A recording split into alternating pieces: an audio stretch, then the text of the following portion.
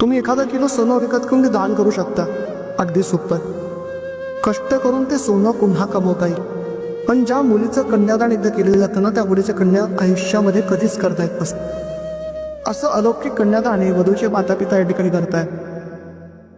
पण समर्पित करत असताना आजपर्यंत जेव्हा या मुलीचा जन्म झाला, ते जन्मापासून तर आजपर्यंत मोठं करत असताना, लहानाचं मोठं करत असताना अनेक प्रकारच्या यातना ह्या मुलीच्या आईवडिलांनी सोसलेल्या आहे.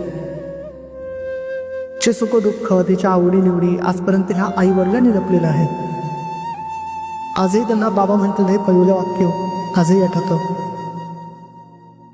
घराच्या अंगणामध्ये खेळत असताना कधी ही मुलगी मोठी झाली आणि आज एवढा मोठा क्षण आपण करतो आहोत, हा प्रसंग आजही त्यांच्या डोळ्यासमोर जात नाही.